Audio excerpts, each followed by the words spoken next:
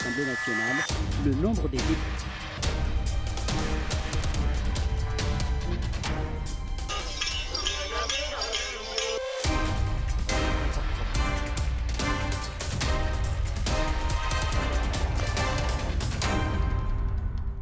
Mesdames et messieurs, bonjour et merci de nous retrouver sur les antennes de la RTS2 pour ce nouveau numéro de votre magazine Midi Actu.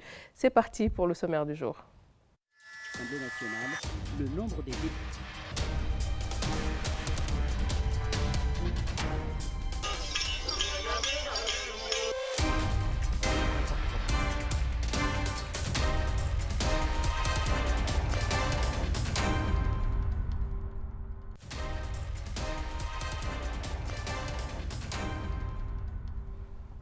Notre invité du jour, M. Hassan Fall, archiviste, documentaliste. Merci de nous rejoindre sur ce plateau de Midi Actu, donc bienvenue. Merci Léna, bonjour. Tout se passe bien? Ça va très bien. Les archives et tout? Tout se passe, on est en train de faire notre mieux, mais ça va quand même. Très bien. Et nous passons à l'actualité côté société avec les acteurs du secteur culturel qui se sont réunis récemment au Musée des civilisations noires, une culture noire, donc partout présente dans le monde, notamment en Amérique. Des participants ont également soulevé la question de l'implication des jeunes dans le monde culturel. Reportage.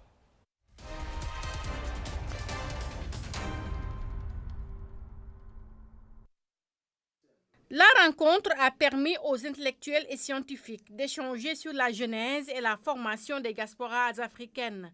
Moment opportun pour revisiter l'histoire du monde noir.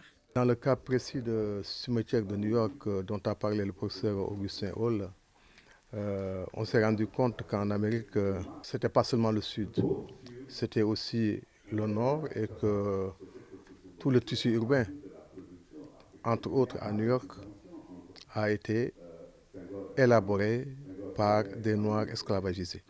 La philosophie globale du musée, c'est de servir un peu de boîte de résonance aux voix d'Afrique et de la diaspora. L'exposé sur le cimetière africain à New York au XVIIIe siècle a aussi intéressé les jeunes venus de plusieurs établissements. Une conférence vraiment extraordinaire, surtout du point de vue de la scientificité de ce qui vient d'être présenté par le professeur Augustin Hall.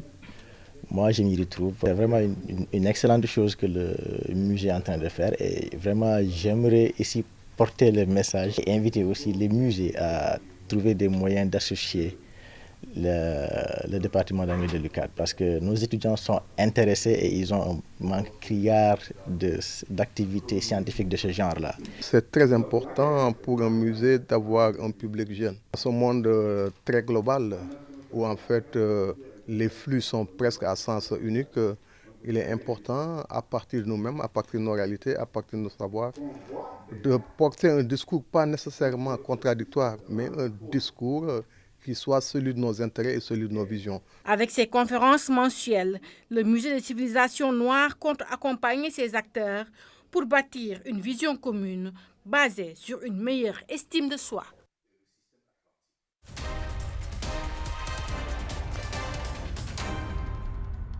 Alors, une culture noire présente partout dans le monde, notamment en Amérique du Nord, en Amérique du Sud et dans ce côté aussi urbain. Donc, histoire de reconstituer notre histoire noire, c'est quand même une bonne initiative du Musée des civilisations noires, il me semble. Tout à fait, Léna, c'est une bonne initiative, d'autant plus qu'aujourd'hui, on est dans un monde où les cultures ne sont plus en fait voilà, quoi, des cultures qui s'écartent, c'est des cultures qui s'embrassent. Donc je pense que tout à fait, il y a un message culturel. Donc également, si on visite l'histoire, nos grands-parents africains qui ont été déportés aux États-Unis, donc tout ça revient dans l'élément. Je pense que c'est très important et ce musée va jouer un grand rôle dans ce contexte-là. Est-ce que vous l'avez déjà visité? Pas encore, mais je vais. Ce sera l'occasion. Oui, ce sera l'occasion. Tout à fait, j'ai prévu de visiter le musée prochainement. Très bien, vous allez être agréablement surpris. Nous passons à la suite de Midi Actu.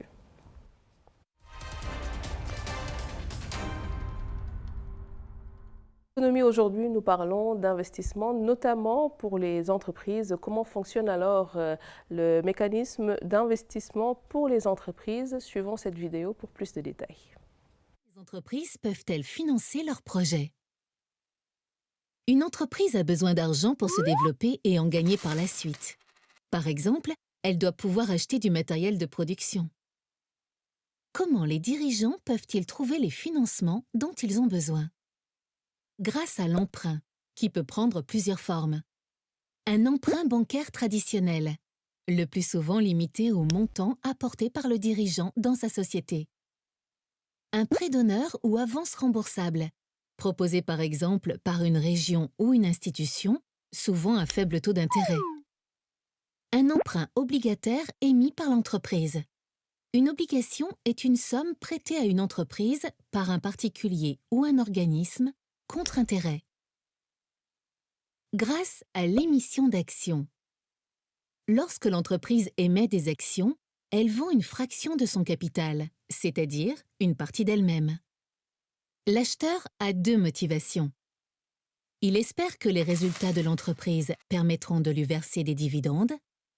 Il espère revendre ses actions à un prix plus élevé que celui auquel il les a achetées. La vente d'actions peut se faire auprès des marchés boursiers. Pour y accéder, l'entreprise doit notamment publier régulièrement des informations sur sa santé financière. Elle doit donc recruter une personne spécialisée ou faire appel à un cabinet extérieur, ce qui représente un coût important. La vente des actions peut également se faire directement auprès d'investisseurs. Cela s'appelle le capital investissement. Il en existe différents types, aux différents stades de la vie de l'entreprise. Le capital amorçage, qui va permettre de financer la création de l'entreprise et des premiers produits. Si les investisseurs sont proches du dirigeant, parents ou amis, on parle de love money. Le capital risque concerne principalement les entreprises innovantes, qui peuvent potentiellement gagner beaucoup d'argent rapidement, mais qui ont un risque important d'échouer. Dans le cas d'investisseurs privés, appelés business angels, ils apporteront aussi leur réseau et leur expérience.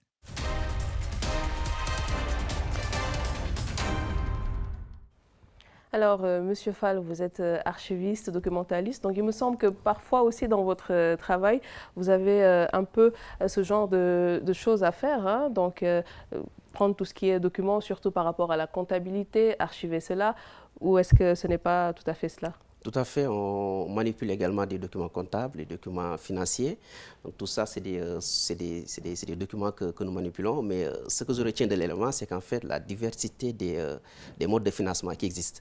Donc ça, je pense que c'est très important de le savoir, surtout pour les PME, souvent qui pensent que le financement, c'est juste du financement bancaire, alors qu'il existe d'autres modes de financement. Je pense que c'est très important de le savoir. Tout à fait. Donc on va parler de quelque chose qui va vous intéresser certainement, parce que tout de suite, nous passons à la suite de Midi Actu. Vous allez savoir c'est quoi.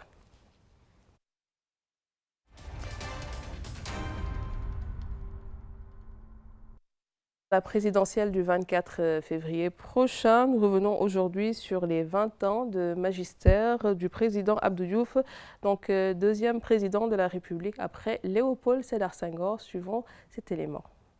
2 ans après son accession à la magistrature suprême, le président Abdou Diouf organise sa première présidentielle.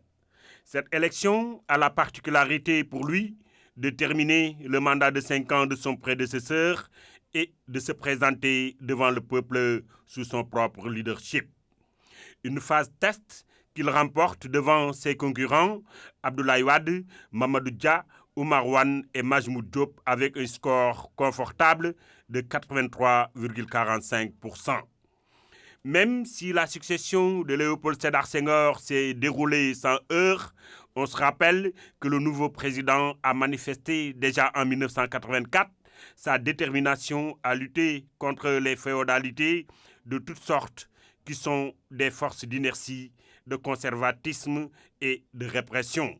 Ce rappel est important pour la suite de notre analyse parce que ces attaques contre une certaine classe sèment les germes d'un clivage aigu entre la nouvelle génération d'hommes politiques dirigés par Abdou Diouf et les vieux barons choyés par son prédécesseur.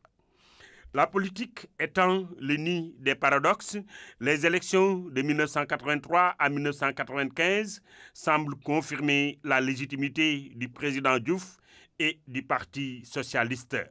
Pour cela, il a dû s'appuyer, en plus de l'appareil politique du PS, sur des structures de soutien à son action pour détourner l'électorat des villes et des campagnes. Parmi celles-ci, le COSAPAD, le CONAGRISAPAD et Abdou Ndoye, entre autres. De même, il bénéficie du plébiscite maraboutique à travers les fameux Ndigel de 1983, des foyers religieux les plus représentatifs du pays. De 1963 à 1999, la périodicité des élections est de 5 ans, mais une loi constitutionnelle du 6 octobre 1991 porte révision de la Constitution des articles 21 et 22. La durée du mandat présidentiel passe de 5 à 7 ans. C'est là l'origine de l'organisation de la présidentielle en 2000 au lieu de 1998. Une élection perdue par Abdou Diouf et qui met fin à 40 ans de règne du Parti socialiste.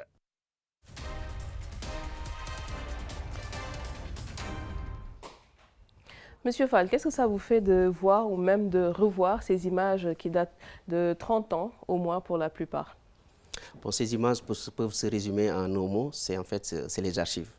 C'est les archives parce que tout simplement, aujourd'hui, les jeunes de ma génération qui n'ont pas bien connu le président Diouf ont l'occasion aujourd'hui de revisiter son parcours en tant que président.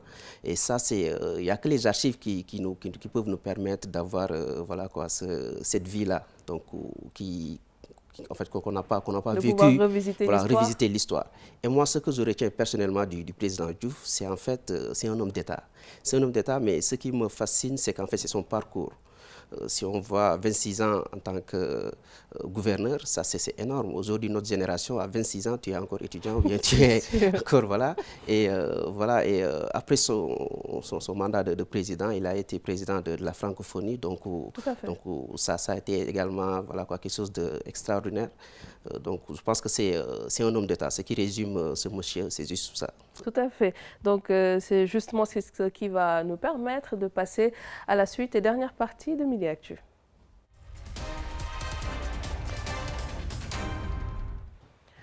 Donc, dans la même veine, nous parlons dans la rubrique technologie de l'information et de la communication aujourd'hui de archivage, précisément donc de la numérisation des archives, un défi, une nécessité à l'ère des technologies de l'information et de la communication, suivant cet élément. Toujours, la conservation des documents et leur archivage s'impose comme un enjeu majeur pour les entreprises comme pour les professionnels et la personne lambda. L'archivage électronique constitue, à cet égard, le complément incontournable de la dématérialisation des écrits et répond souvent à une nécessité pratique. Le digital permet de conserver le document avec les meilleures garanties d'intégrité et dans des conditions qui permettront ensuite d'y accéder dans un minimum d'espace. Pour garantir la validité d'un document archivé, il faut conjuguer au moins 2 exigences, la durabilité et la fiabilité. Toutefois, tous les problèmes ne sont pas pour autant réglés. L'archivage électronique pose un certain nombre de difficultés. Il faut être pragmatique et trouver des moyens qui correspondent à un certain réalisme au niveau technologique, une réflexion qui doit par ailleurs nous pousser à mieux reconsidérer le métier d'archiviste par la création d'un corps des archivistes, documentalistes et bibliothécaires professionnels.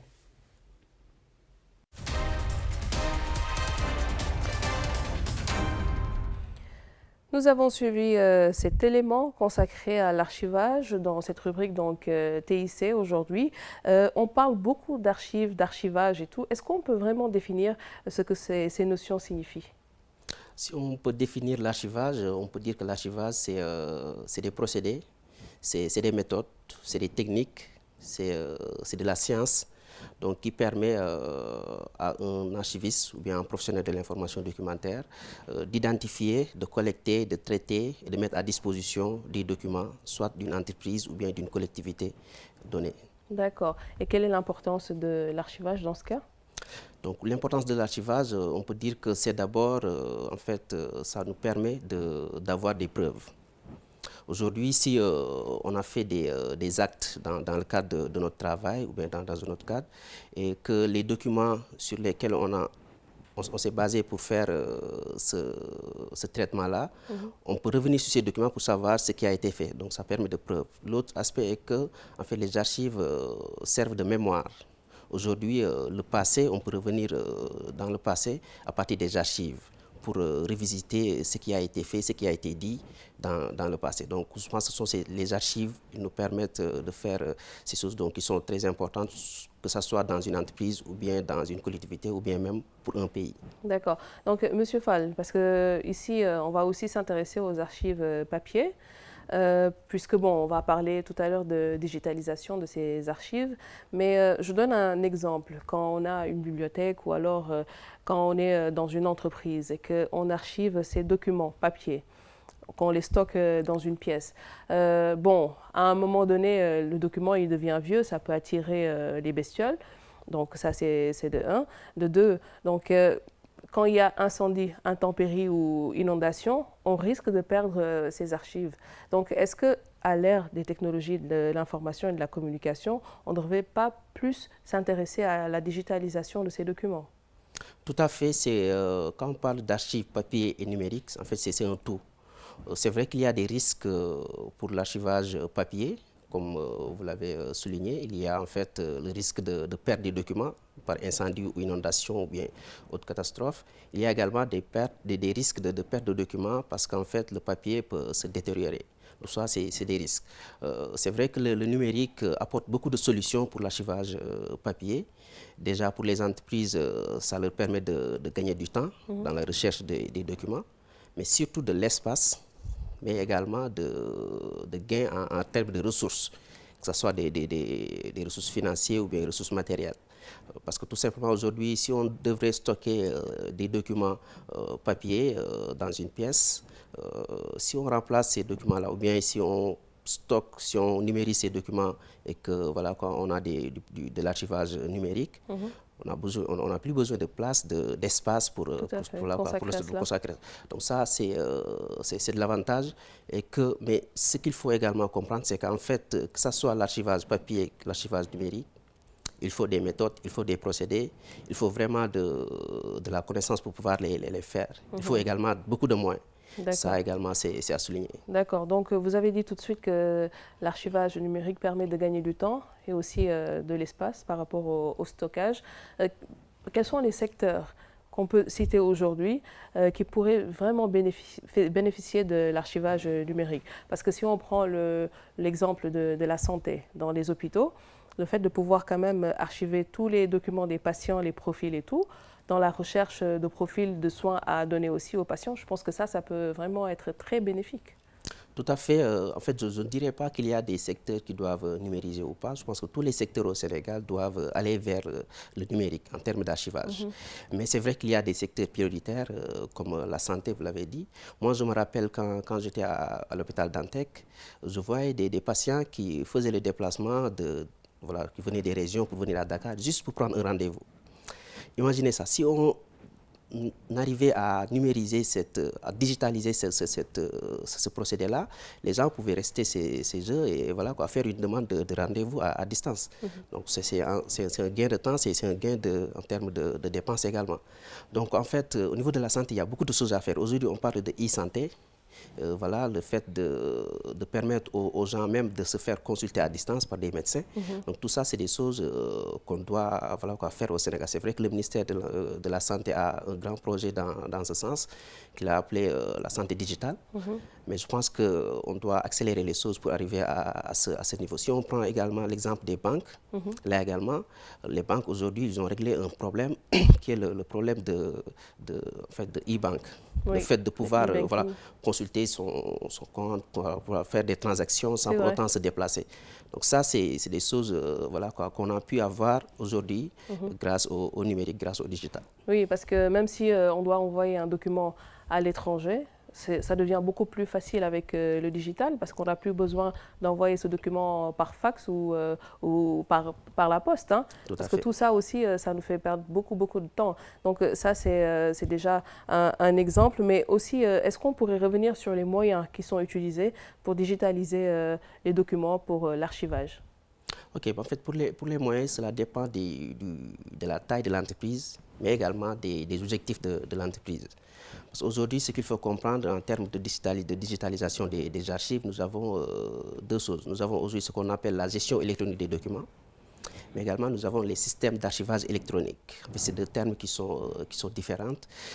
Aujourd'hui, quand on parle de gestion électronique des documents, donc il y a l'aspect workflow qui veut dire le flux de travail, mais également il y a l'aspect système de validation jusqu'à l'archivage. Donc ça englobe tout. Alors quand on parle de système d'archivage électronique, il n'y a qu'en fait l'aspect archivage qui intervient, le fait de passer du papier au numérique. Oui. Voilà, donc il y a ces deux choses-là.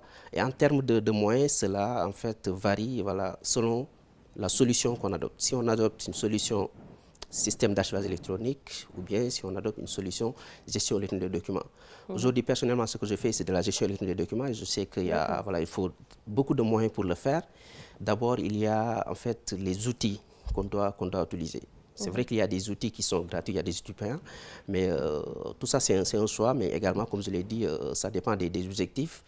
En plus des outils, il y a également le matériel qu'il faut. Il faut des ordinateurs, il faut des scanners qui sont performants, mais il faut également un système de sauvegarde, un système de stockage. Voilà. Aujourd'hui, on a le système de sauvegarde par serveur local, ou bien même par le cloud, donc qui permet aux entreprises d'accéder aux documents, même s'ils ne sont pas dans leur locaux. Ils n'ont pas l'outil de stockage, par exemple le disque dur ou quoi. Le disque dur ou quoi. Donc, et ça permet aussi d'avoir un backup, parce qu'un disque dur, ça reste un matériel informatique. Absolument. Et il peut y avoir des virus, un bug ou quoi. Et absolument. Il y a un risque de perte de documents. Alors que pour le cloud, c'est beaucoup plus sécurisé aujourd'hui.